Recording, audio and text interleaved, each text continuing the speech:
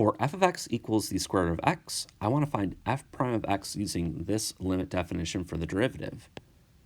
So if I start by jotting down f prime of x is equal to the limit as h goes to 0, I'll set up my fraction, and I first want to fill in f of x plus h, which means we're going to put an x plus h in place of this x. So my first part is going to be write down the square root of x plus h. We then subtract off f of x, which is equal to the square root of x. So I'll write that down. And this whole thing is divided by h. Our goal is to simplify this fraction, hopefully canceling this h, and then taking the limit as h goes to 0. The way that we're going to do this is by multiplying this expression by something that is equivalent to 1, but will also cancel the 2 square roots that appear within the numerator.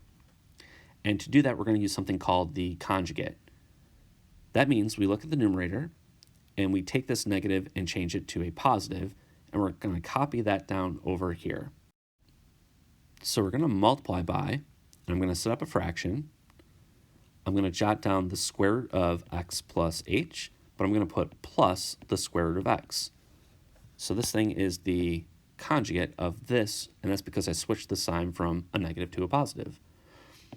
Now, if I want this thing to equal 1 as to not change the value of this fraction, all that means is I'm going to copy the same thing down here in the denominator. So I'll put the square root of x plus h plus the square root of x. So it's complicated, but this thing is actually equal to 1. And therefore, if you multiply it to this fraction, it won't change the value of the expression that we started with.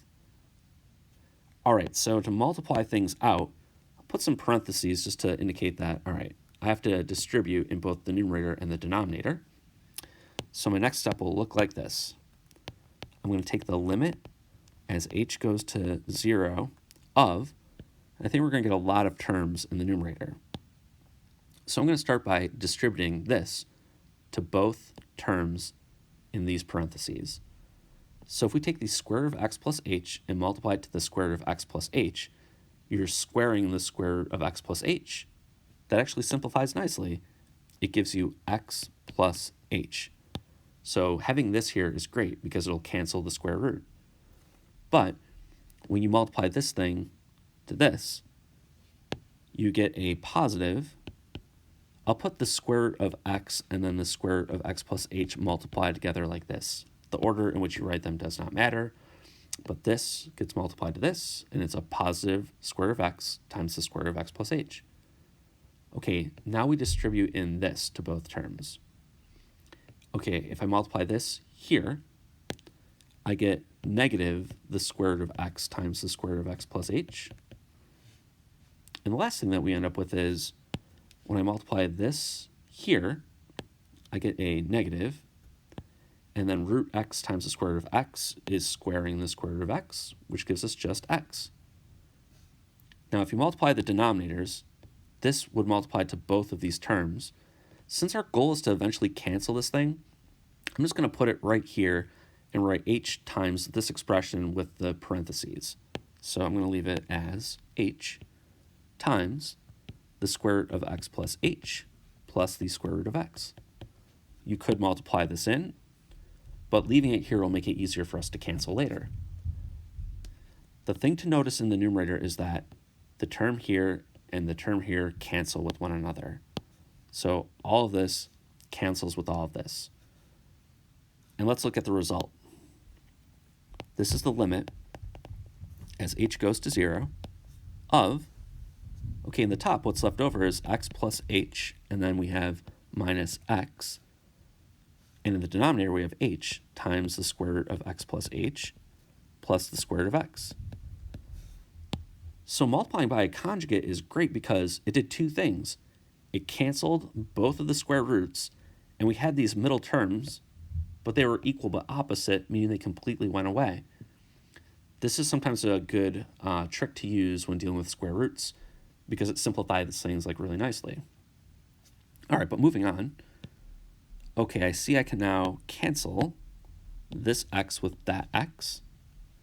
And what is left over is the limit as h goes to 0 of we have h, and then divided by h times the square root of x plus h plus the square root of x, like this. Okay, between the numerator and the denominator, I see we can cancel those h's. And this leaves me with the limit as h goes to 0 of, and we have 1. We don't need the parentheses anymore in the denominator, so I'll just put the square root of x plus h, and then plus the square root of x.